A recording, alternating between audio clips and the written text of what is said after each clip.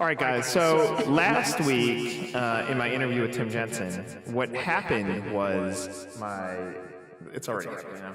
I can hear it, yeah.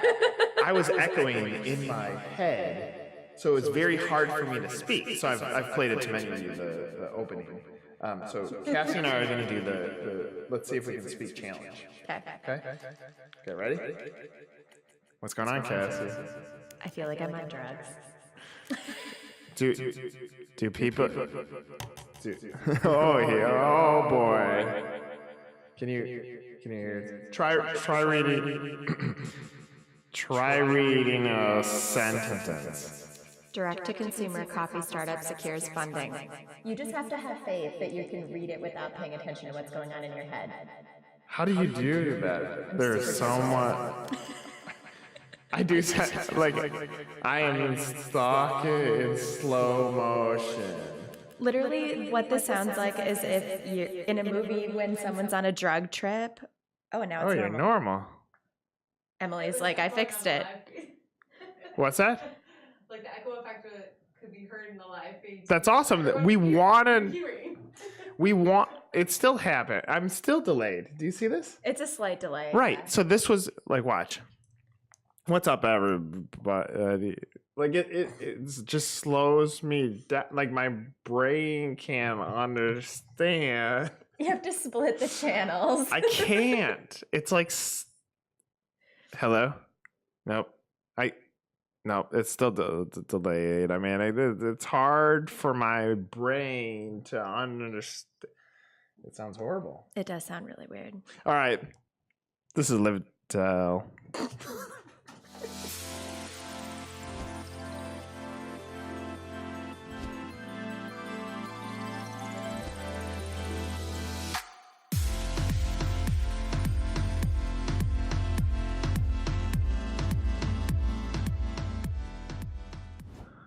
All right, that mess is done.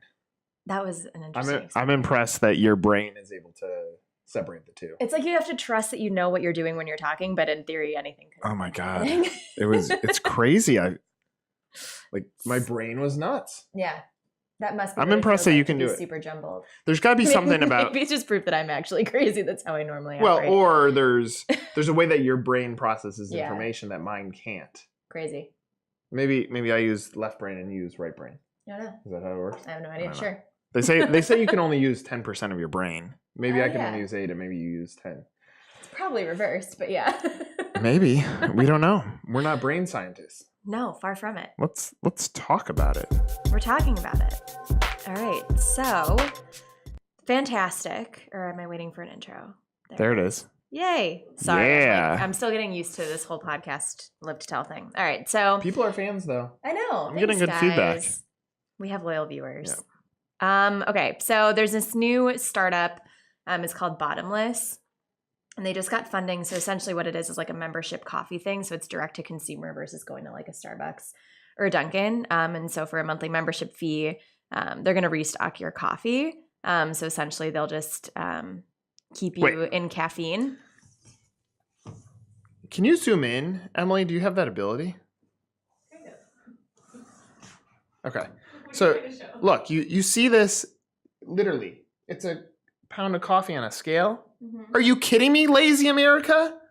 Why did this is 2 weeks in a row where I'm going to get really frustrated with this news. There's a business called Bottomless where it sits on your scale at your house or your office. I guess. Just leave the coffee on the scale. We'll take care of it. Are you kidding me? You don't know when your coffee's empty? You're too lazy to go to the store and fill up your own damn coffee? America, man. Are you? Where's pricing on this crap? They don't know what the price is going to be. They don't know what Yeah, it should be 0. Dumb idea. Unless magically coffee appears from the ether. Like, the magically. No, that's dumb story. It's still stuck in my head. Dumb story. Bottomless, I'm sorry. Thumbs down. Unless you want to hire us for marketing and PR. We'll help you turn it around. We believe in you, clearly. No, that is not a good idea. I mean, but the sad thing, I don't know if people will actually buy into this or not, but that is pretty, a better way. Never underestimate how lazy people are. Coffee through Bottomless is roasted to order and never sits on the shelf. All right, so it's for coffee snobs. Yes. How many coffee snobs are there? I don't know. Are Not you a lot. coffee snob? I don't drink coffee. Are you a coffee snob? I know coffee stuff. Yeah, but would you have No. a scale that sits and you're like, here comes a delivery 2 days later of freshly roasted? Nah. Dumb. Hey, Amazon delivery or Grubhub, jump on this. Yeah, right. Like, just deliver. Figure out how long it takes someone to go through a bag of coffee. Like, They already have the button things for Amazon where when you're running out of like laundry detergent, you that's just press it. a button. Just push a button. And then it'll just automatically. Or you can Bottomless. subscribe to it. Yeah. Love your name. Think it's great. Good luck. All right. That's a really dick comment. Sorry. Whatever. Oh boy. Celebrity. I feel I'm gonna get angry about this one too. Are you gonna get mad about Let's it? go. All right. So the last remaining blockbuster is this week's celebrity. So I didn't even know that there was one. But did. there's one franchise location in Bend, Oregon. And so I mean, as the brand teeters on the edge of extinction, it is extinct. Blockbuster very clearly is dead because Netflix killed it. But what are your thoughts? I All guess right. it's So vintage. yeah, it's a cool story. It's now turned into something that people want to go take photos at. Right. Does a blockbuster ever make a comeback? I mean, I think there's value in the name. I would say more human beings in our office know what Blockbuster is versus who Bo Jackson is. Fact. Okay, so there's value in the brand. Yeah. Maybe something comes out of it. I mean, I own a record player and vinyls, and that wasn't my generation. Granted, they stopped production of VCRs, so it's something if people think, the hipster generation, it's probably the same audience that's going to order from Bottomless if they want to have their primo coffee and watch their VHS of whatever. But it's only going to be vintage things because it's not like production companies are making you can't go buy, I don't know, Captain America. I'm gonna give you a few concepts. Okay. One, Blockbuster did a bang up job at real estate selection. Mm-hmm. They found places where humans would want to go out, drive to get. Right. This is a thing, kids. Drive to pick up their movie, and drive back home, and then drive back to return it, and then drive back home. So the cost of going to rent a movie was actually probably significant because you had to drive. But they found great real estate. So what happened was when Blockbuster went out or closed all these stores, then 24/7 fitness brands started going in there, restaurant brands, because they selected great real estate. Yeah. At some point, there should have been someone that came in there and created a retro bar called Blockbuster, where they played movies. You get popcorn. You can listen. You could even pick CDs and play them off the shelf. There could be a concept that would resonate with the next audience. That's one. Two, if I was someone like Garrett's Popcorn, you want distribution. Yeah. Blockbuster, movies and popcorn go hand in hand. Mm-hmm. I would go and buy that store. I think that would be a good story for Blockbuster. And three, the movie industry is struggling right now. Mm-hmm. So is there something they could do with these smaller footprints? I don't know that's the answer. But them and Tower Record, there was great real estate selection. They mastered who the customer was. They were standalone units. There's something to be said about the research that went into it. It just was the wrong widget that went into it. So lots of feedback. I'm ranting right now, but I think it's cool. Though. Yeah. I think it's cool. I'm fascinated that there's one Blockbuster left in Bend, Oregon. There you go. Yeah. All right. Cash money. Cash money. So I'm gonna be angry about this one too. Are you really? Philadelphia is officially requiring most of its stores and restaurants to accept cash. So they're banning the cashless store. Here's some dumbass politician. Literally, it's facts, but yeah. Okay, freedom of choice, right? Freedom of speech. Choice. We're freedom. How can you stop a business from saying we're going to go cashless because we understand what our customers want? Because it is bold. Because some a-hole is like, can I? Literally, I'm at Starbucks. Sorry, the same lady is driving me nuts. I go on Saturdays. I've been going to Northwestern because my son's taking classes. Yeah. So I go and sit in the student center, and somehow the timing's working out where this lady goes in front of me and then opens up her change thing and literally is counting out change. And it pains me to stand there where I'm like, I have my app, like, let me through. Yet, yeah, it's a pain in the ass to pay by change.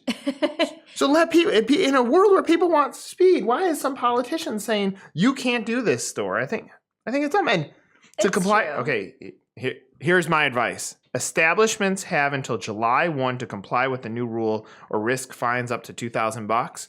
You get that $2,000 fine, business, go pay in effing pennies. I was gonna say, like, yeah, show up pay and it. throw the pennies on their desk and see how they feel about not having to take cash. That's Garbage so funny. story. That's actually a really This good is idea. how this podcast is gonna get famous. It's gonna be Me just sitting here and you being like, yeah, you fire me up, but two young people talking about business. You think CNBC is doing this? no. No. So audience, They're the people that are still paying in coins. exactly. But look, we're gonna talk about real shit here. Yeah. We're young, hip people. You're young and hip. I'm You're young and hip too. yeah. Emily doesn't even defend it. She just starts She's laughing. just dying, yeah.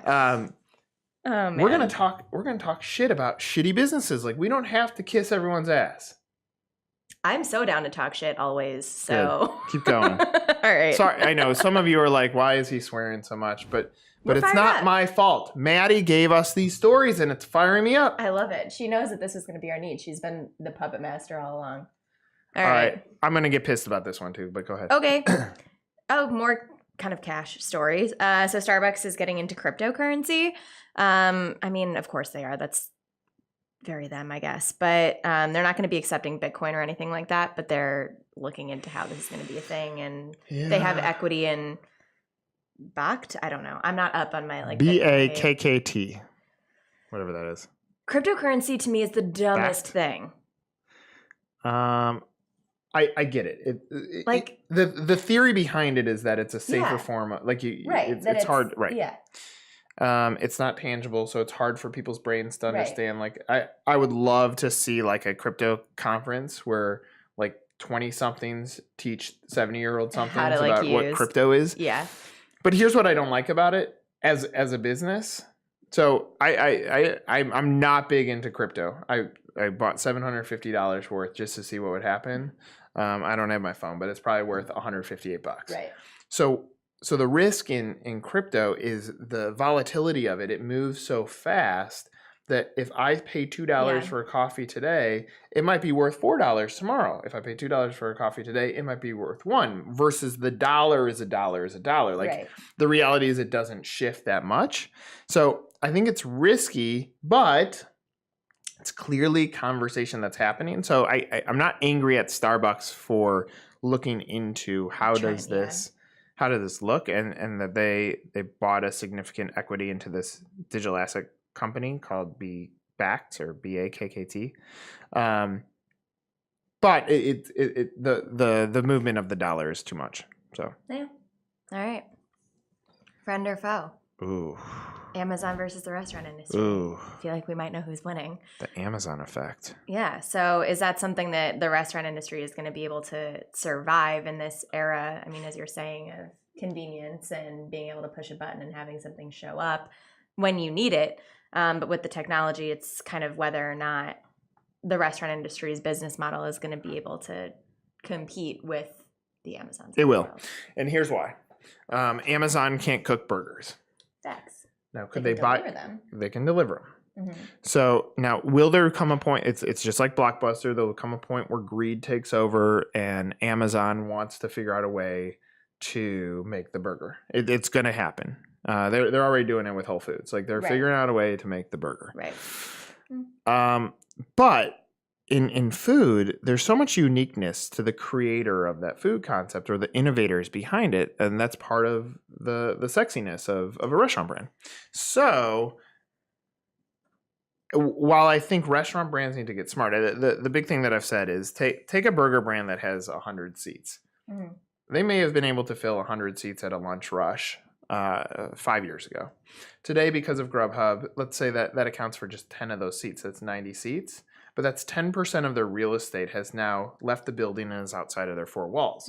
So what restaurant brands are going to have to do to compete is decrease their spaces. We have a friend of the business who did just a kitchen in a brand, and that's happened with a few places in Chicagoland.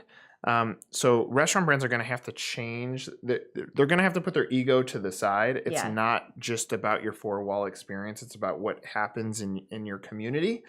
And therefore, the restaurant brands that get competitive on that learn how to package things properly. I don't think Amazon kills you, nor does Grubhub kill you.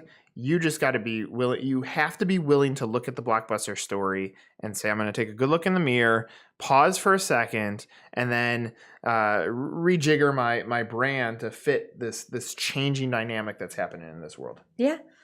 I think it'll work if you're like a one-off, not a franchise. You have one location, you have a great thing going, you'll be able to keep doing what you're doing. If there's an allure and you know that you have a customer base built in. But I don't know.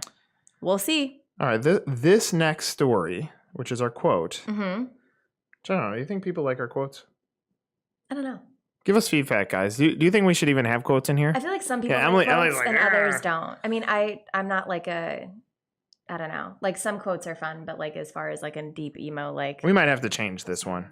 Yeah, because we're getting really fired up, and then it's like, here's a lovely thought. At the end of the day, you're still alive, so keep on doing you. That should be our quote for the week. At the end of the day, you're still alive. Barack Obama. I don't know if Obama actually said that, but probably not, but probably. Are you editing our quote? No, I see your name moving around.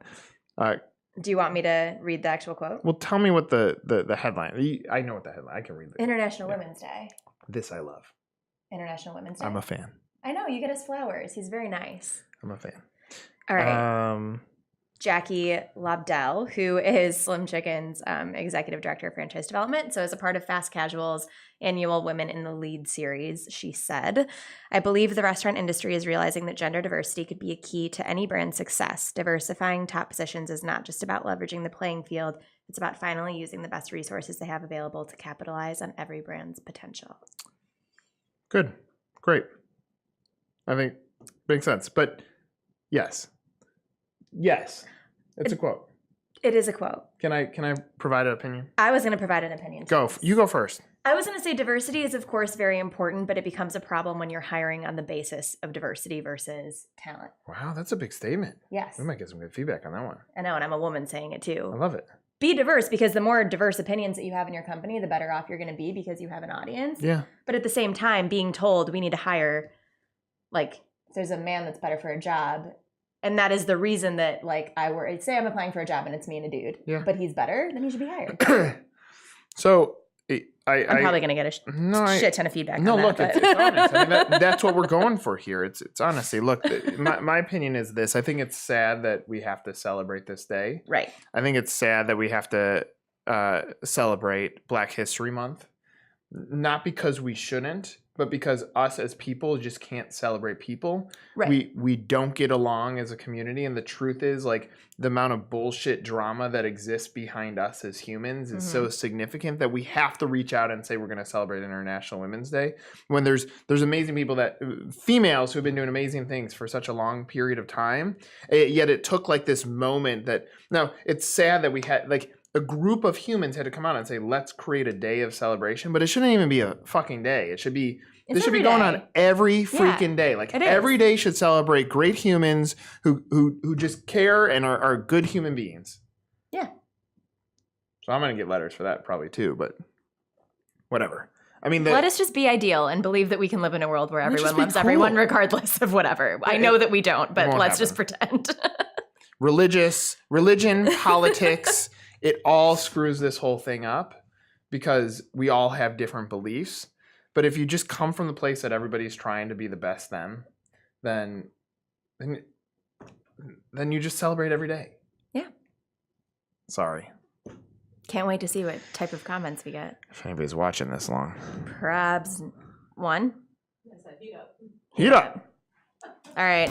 Your column this week. What did I write about? People that are getting lazy when it comes to B2B marketing. Oh, boy. Oh, boy. So one-dimensional B2B tactics. Yeah, it wasn't like It was more so saying like if those that are doing B2B marketing took more of a marketer's approach, like the CMOs are super smart in the way that they market the message. They basically cast a wide net, knowing that their impression should get in front of the right people eventually. And that's where you talk about success rate off direct mail. It's not like you're saying, "Yay, let's go fight for 50% return on a direct mail piece." It's more so like let's just get a few percentage points. Let's start moving the needle. Yet for whatever reason in B2B, it's like I spent $100. How many leads did I get? No, it's not about that. And if you think that way, like then you're missing something. you devalue the campaign. Yeah.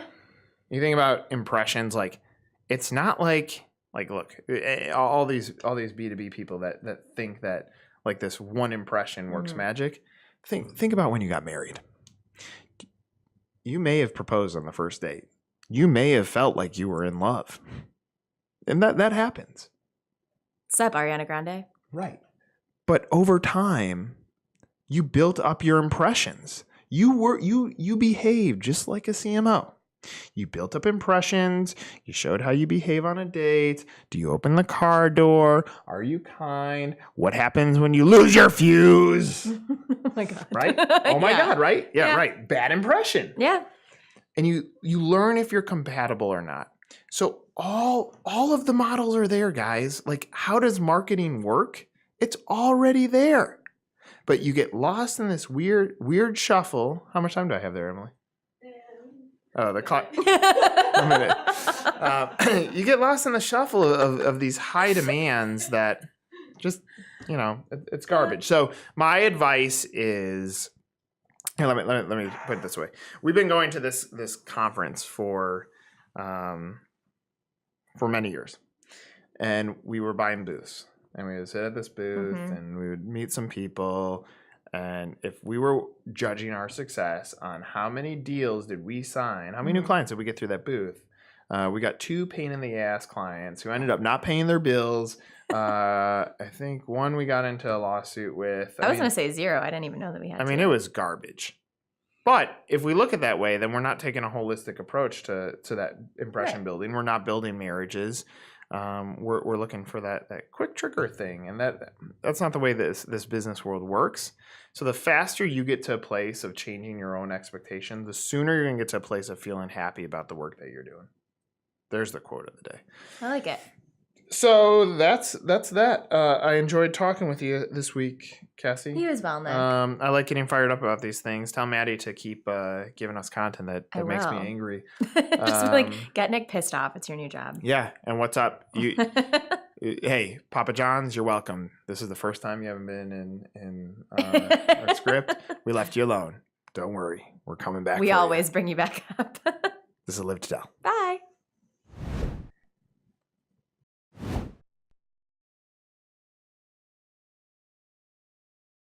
On this week's episode of Life Drives Success, Gary Brackett, CEO of Stacked Pickle.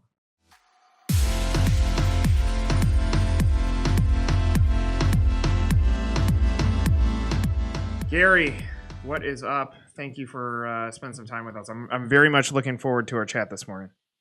So am I, man. And I got to thank you because yesterday, guess what came into the mail? Oh, yeah. Look at that thing. Shameless plug, man. So I'm excited to dig in, man. Congrats on the book. All right. Huge honor, man. So I can't wait to read it. Truth be told, I was curious, what is a Gary Brackett autograph worth on eBay? And my book is worth far less than what yours would be.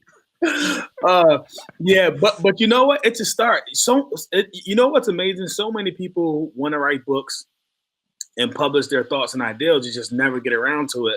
So the fact that you accomplished that, huge task is commendable. Yeah, I appreciate that, and thanks for obviously. Now you just plugged me on our own show. So, all right, let's kick into this, and I think there's a lot to unpack with your life and how it's led to your success today. But let's give kind of the highlights of you were obviously you're in your second career now. Your first career was being an NFL football player. How did that come about? What point in life do you start realizing that you might have the skills to be at the top of arguably one of the hardest things to do? So it's funny. My first ever job was in the restaurant industry as a dish boy. And from that point, I learned a lot of valuable lessons. One is delegation, and two, hard work. But two, I was just fascinated at how I felt like restaurants is like the ultimate team sport. And when I was finished with the NFL career, I played 9 years with the Indianapolis Colts, had a successful run there. And when I was done, I thought I'd retire. I thought, that's what you do. You retire. I'm 30 years old. So I'm golfing, awful on the golf course. And at the same time, my wife is a doctor. So she's in medical school, working 67 hours a week, grinding, coming home in scrubs and blowing on it. And my 3-year-old son, after one of these, 110 rounds on a golf course, he asked me, "Dad, what are you going to do when you grow up?" And I'm like, "What? What do you mean when I grow up?" So it's just one of those aha moments. Was like, man, I can't have my kids view me like this, right? I got to do something. I went back to school. I got my MBA from George Washington. And then after I got my MBA, I feel like I had the skills that were necessary to jump inside of this business. When you're an NFL player, I mean, especially at the beginning, did you envision it ending, or is it hard to see the end? Is it moving too fast to take it all in? Yeah, it's interesting, man. So I was a walk-on in college, and I was a free agent in the NFL. So for me, playing one season was just like a dream come true. And while I was playing, I was taking executive education courses, preparing myself to have a successful transition whenever that might come.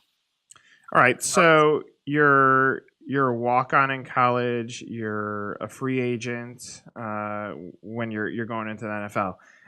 One thing that I talk about often is the value of the chip on the shoulder. You can put it in a Michael Jordan sense, in that he was cut from his high school team, or a Tom Brady sense, in that every NFL team overlooked him 5 times over. Did you feel like that was a chip on your shoulder when you knew you had the skill set? Did you care that much about what you were trying to accomplish, or were you so in the moment that it wasn't acting as big of a motivation tool as it may for others?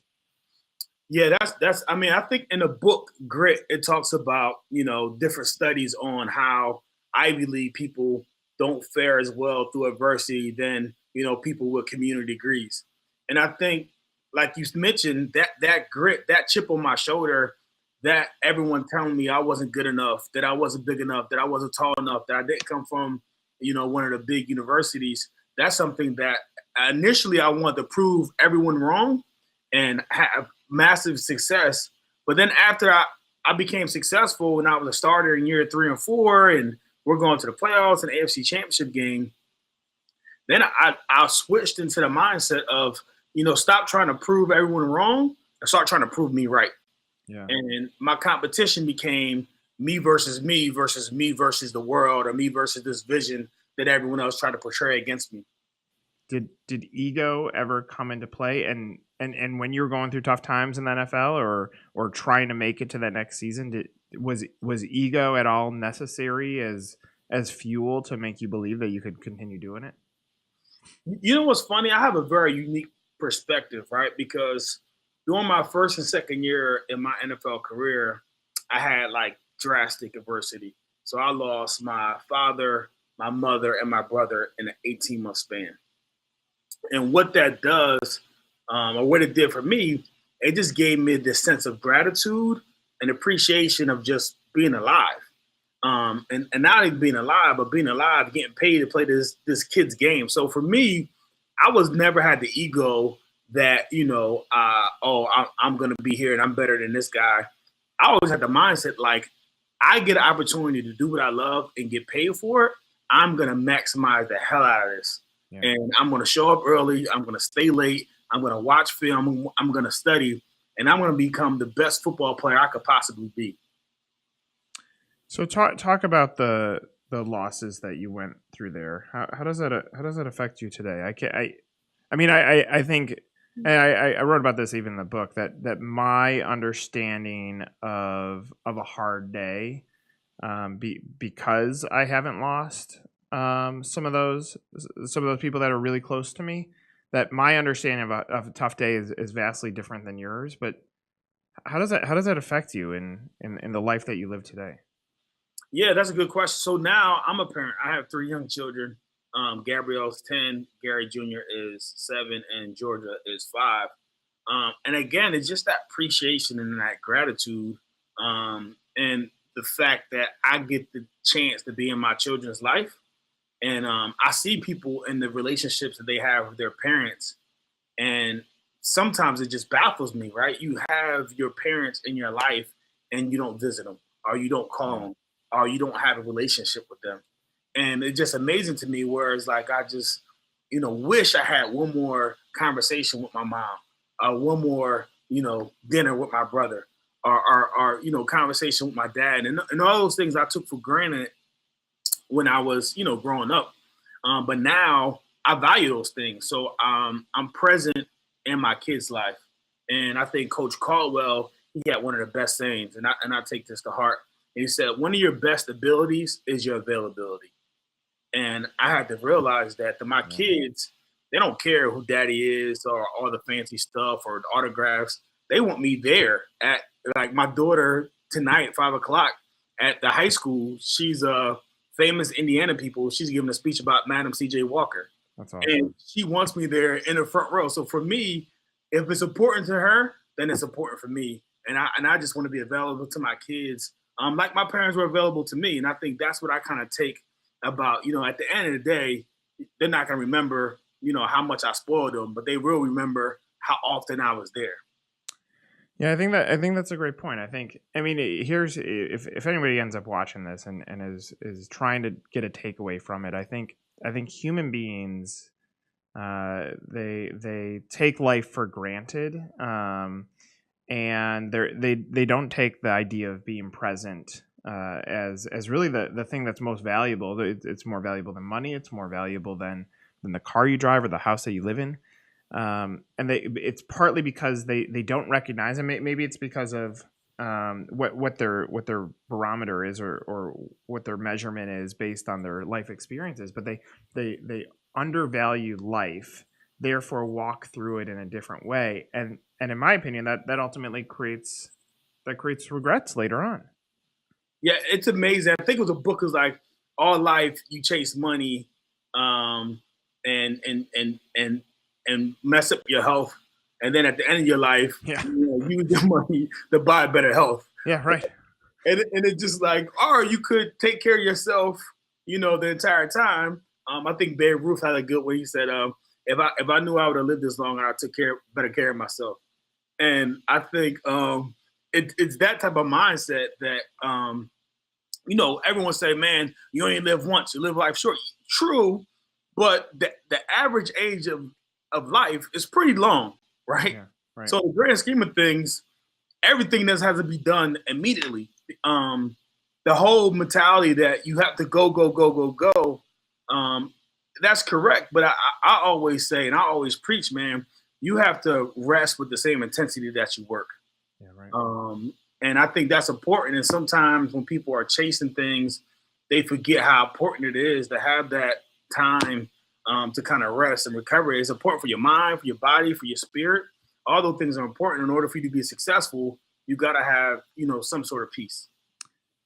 So before I leave the football thing and go into business, this topic's been over dialed in of the question of whether there's CTE. So I could care less about that part. It's more so as you've reflected on your life, and obviously you have deep thoughts on how life works, which is phenomenal, because I think that changes the way that you're going to behave and address life for the rest of your life. But do you look back at football differently with that mindset today, that being present, being health? Does that change anything of the way as you reflect back on whether you would have done it again? I absolutely wholeheartedly would have done it again. Yeah. And this is coming from someone who played 9 years in the NFL, had 8 surgeries, And I think so. The thing that I'm afraid of, and this is a huge topic now, parents not letting their kids play football because of the CTE, because of all the bad things that happen. And okay, we have studies that are probably outdated, that now with the new tackling guidelines maybe don't underline what today's game Right. and what today's injuries are like. But I'm more afraid to see what those kids are going to be like that couldn't make their basketball team because there's only 10 people, couldn't make their soccer team because there's 15 people. And football, we used to be the catch-all and created this toughness in an individual. What other team sport are they going to play? I mean, are these kids playing video games, right, in 20 years now going to be – I mean, what kind of leaders are they going to be? Right. So that's what I'm afraid of. But I think CTE is interesting because I think your brain is a muscle like any other muscle that you have on your body. And I feel like if you had legs and you stopped walking, like they would probably stop working. Right. And I feel like your brain just needs to be constantly fed. And you constantly have to read and stretch it and do different type of things to exercise those muscles. And if you already created damage and then you stop reading and being active with your brain, I think it's gonna deteriorate at a faster clip. Yeah, so it's all in your approach. It doesn't matter whether you played football or not. It's your approach to how you address active learning that ultimately crafts the way that your brain's going to work. And this is where I think that football question is interesting. I think I don't know that the widget mattered with you. I mean, look, you're if you're not you have to fight to get on the football team in college. You have to fight to get a shot in the NFL. I mean, it's like that determination. No matter what you apply it to, eventually you're gonna find that momentum that no one's gonna be able to touch you. No matter what the widget is, whether it was football, whether it was another sport, whether it was science. In my opinion, it's not necessarily relevant based on who you are as a human. Do you agree with that? Do you disagree with that? No, I agree wholeheartedly, and I think it just stems from me and having like an abundance mindset, right? I believe that whatever I put my mind, my energy, my focus, my time to, I can succeed in it. And I don't think that because there are people that came before me or that space is crowded that I'm not able to pave my own way. I think that I'm smart enough and I definitely work hard enough that if I want to put my mind to something, then I can achieve it. So I think you're right. If it wasn't football, it'd have been something else. Just how my personality is set up. At this point in your life, do you want your kids to say, my dad was a great football player? First, obviously a great dad, great football player, or holy shit, my dad built an awesome restaurant chain. Like, has your passion adjusted as you've now dove into something else? It's funny, not even my kid, just everyone in general. I just want to be thought of a great businessman, a great entrepreneur, and I think that's what we're kind of on our way to, because football was what I did. It wasn't who I was. And I've always separated the two. And I think where people get into trouble is where they think football is who they are and not what they do. Yeah.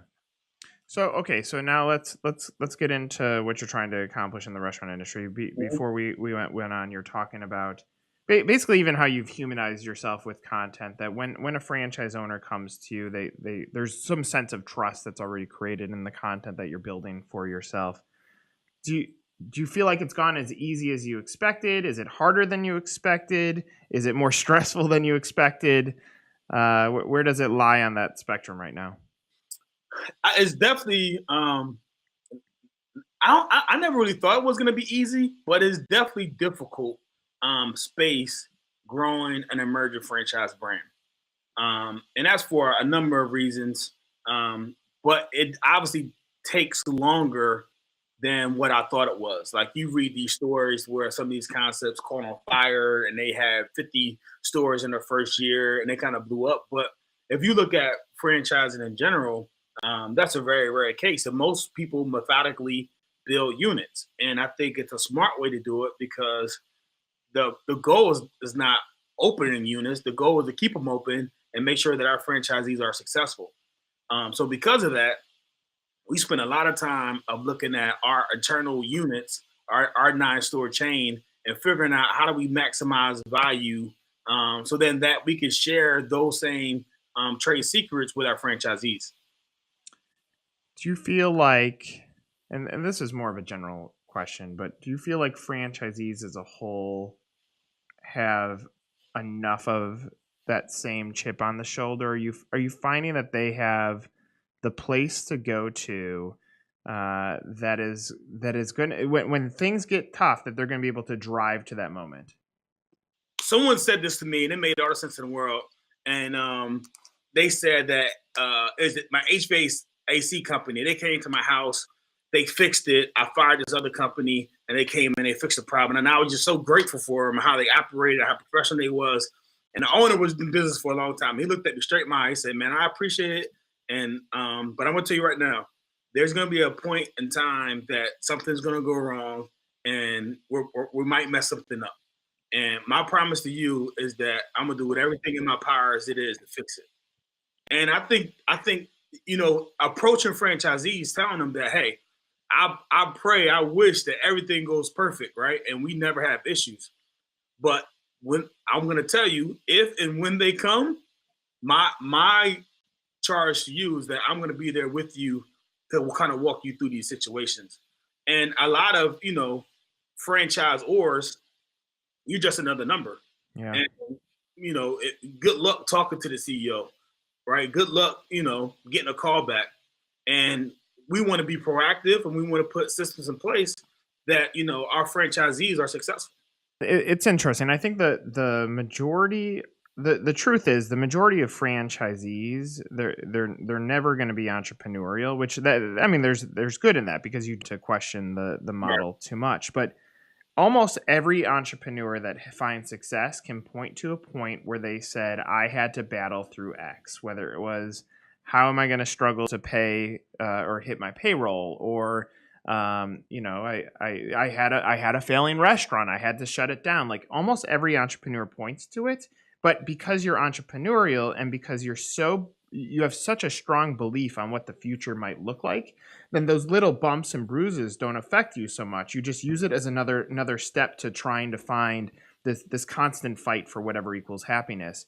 And if a franchisee is not entrepreneurial, then they hit those bumps and bruises, and they really deteriorate those franchisees. Because if you don't have that really thick skin to say, I'm going to fall probably 20 times before I find success, then all of a sudden, when they hit those speed bumps, it derails them, and they're done. But I find it fascinating that you're saying this, because the truth is, if we can come to the true conclusion that a franchisee, when they hit those speed bumps, are going to fail because they don't know how to recover, and you're saying, before you fall completely on the ground, I'm going to reach my hand out, I'm going to grab you on the shoulder, and I'm going to lift you back up. I'm going to give you my lifeline as an entrepreneur. That ultimately should make a great franchisor, because that's the back that they need, because they don't have the ability to find that inside them. They're not entrepreneurial. They don't know how to recover from those speed bumps. It's amazing. A lot of times they don't even know what they don't know. They don't know when they're in trouble. They don't know, right? Especially if they're first time being an entrepreneur. They don't know what's going on. So I think it's us, obviously through our QSCs, through our monthly meetings, to really gauge where our franchisees are at. And if we're doing our job, we're being proactive, and we're playing offense. So as you reflect back on the way that you're operating the business, do you find that some of the playbooks of supporting, of having people's backs, is somewhat traits learned from your experience with the NFL? No, absolutely. I think it was an old New Jack City. I think it was CMB, and then the other guys would yell out, "We all we got." Yeah. And I feel like when you become a franchisor, I feel like I should have their back, and I should be able to be supportive to them, and not, it's not a situation where it's a cash machine, and I'm great. They're paying royalties, everything is good, I'm going to leave them alone. I think having that dialogue is going to be important as we continue to grow, because we want to do a good job. And I think our ultimate success is going to be tied to our franchisee success. So helping them become successful, solve problems, are ultimately going to lead us to where we want to go. Is that a sports mentality or is it a captain mentality? I think it's a little bit of both. I think as in football and as a captain, I knew we were only as strong as our weakest link. When you're playing the Patriots and Tom Brady is the quarterback, and they look over and see your lineup, and if he sees any weakness, guess where the ball is going. So understanding that before we get into Sunday, on Thursday, I'm pulling in the weakness, and I'm having a conversation, and we're watching film, breaking it down. I'm like, hey, when we're in this situation and we're in this call, if he recognizes it and he adjusts, I'm going to adjust as well. So making those type of adjustments is something that you just have to be, your mentality, again, you got to be playing offense. You got to be proactive. You got to be thinking ahead. I was always a chess player. And in chess, right, you got to be 3, 4, 5, 10 moves ahead if you're going to be successful. And I think the restaurant industry is the same thing, trying to peek around corners before we actually get there.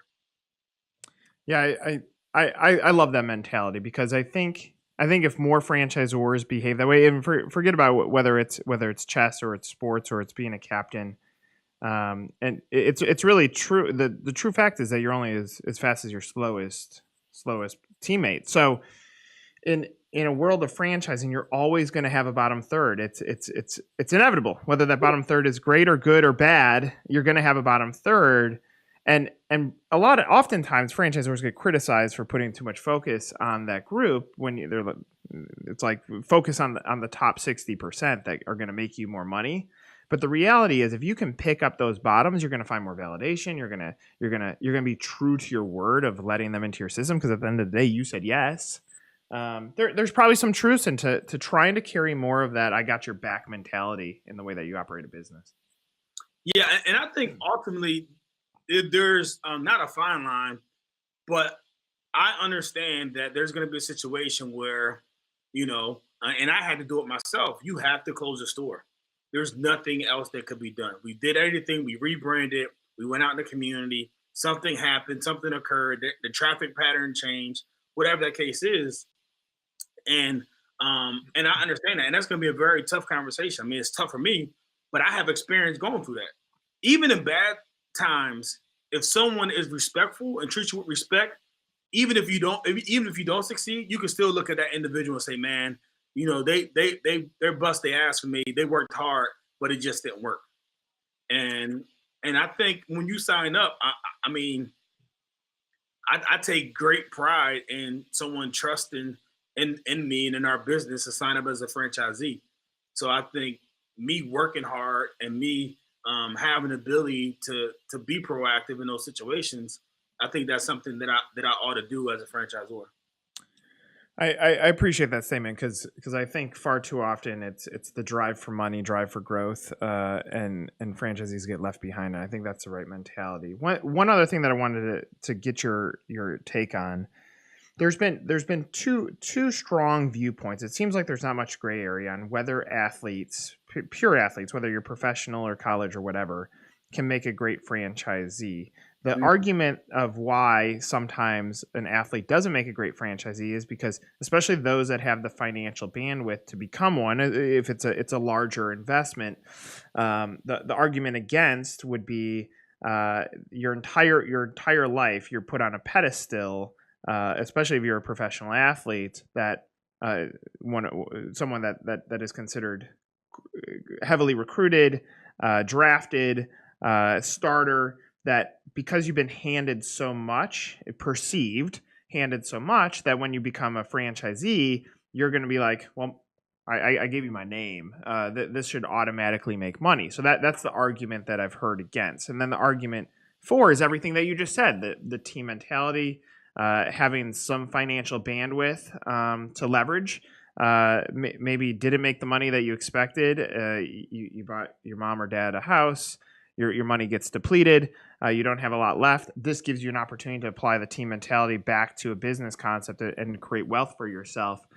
So I've heard both sides of the argument, and my take is actually somewhere in the middle, that it really depends on the person. Like the human DNA is what ultimately decides whether you're good or not. Do you have any opinions on athletes becoming franchisees? Do you sit in a position of this is what I believe?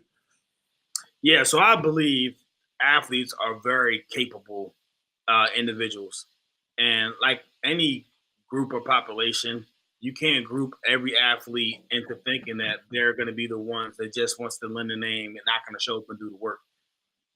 I get called a bunch from buddies of mine who are franchisees in other systems, and they're about to start off, and I have a real frank conversation with them.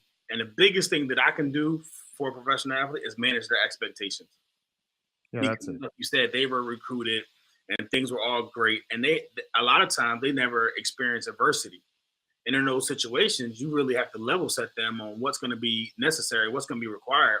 Like I had to turn people away from the Stacked Pickle franchise, former athlete, because he wanted his parents to run it. He was a partier. He wanted to come in and sit at the bar. And I'm like, that's not the definition of owning a franchise. Yeah. Like you actually have to work. It's funny. Someone said, a corporate guy said, I want to own a franchise because I want to see my family more. And someone laughingly said, like, yeah, sure, you're going to see your family. Your wife is going to be the host. Your son's going to be back on grill.